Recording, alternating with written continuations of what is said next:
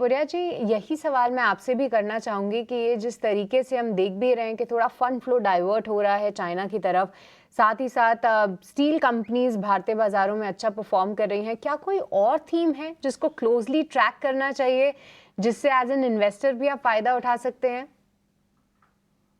तो विनोद जी ने कहा ये ना एक फैक्टर चाइना का बहुत महत्वपूर्ण है क्योंकि कई साल बाद वहां पे ना एक बड़ा सा स्टिमुलस पैकेज आया है और एक तरह से जैसे ईसीबी के टाइम पे बोला था I do whatever it takes to stop the recession. तो उस तरह से वही भाव से उन लोग चाइना में भी स्टिमुलस का सोच रहे हैं। फिर भी वहां पे है ना इकोनॉमी अभी भी धीमा है और इतना जल्दी है ना टर्न अराउंड नहीं होएगा। तो एक तरह से रैली आ गया है, स्टॉक मार्केट में भी रैली आ गया है और कमोडिटीज में भी रैली आ गया है।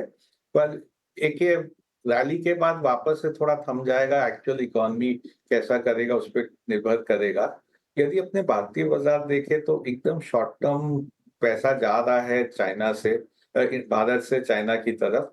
पर एक तरह से लॉन्गर टर्म थोड़ा बेटर है भारत के लिए क्योंकि एक सबका सब फॉरेन में लोग का क्या कंसर्न था इंडिया पे कि वैल्यूएशन बहुत महंगा है रिलेटिव बेसिस पे।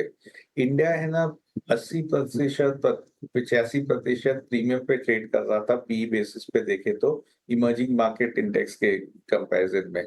तो अभी चाइना का पी बढ़ जाएगा तो इसके कारण ये जो वैल्यूएशन प्रीमियम है ये थोड़ा कंप्रेस हो जाएगा और उसके बाद लॉन्ग टर्म पैसा वापस भारतीय बाजार में आना चालू हो जाएगा। तो एक तरह से शॉर्ट टर्म में थोड़ा नेगेटिव है फ्लोज के लिए, पर लॉन्गर टर्म पॉजिटिव है क्योंकि फिर जो भारत का रिलेटिव वैल्यूएशन जो महंगा दिख रहा था वो कम महंगा दिखेगा और लॉन्ग टर्म पैसा आना चालू हो जाएगा। ठीक है। तो जैसे आपने कहा कि कंजम्पशन का थीम बहुत लंबा है, उसमें ट्रेडिशनली सब लोग है ना वो कंज्यूमर स्टेपल्स को सोचते थे, उस कंपनीज को देखते थे।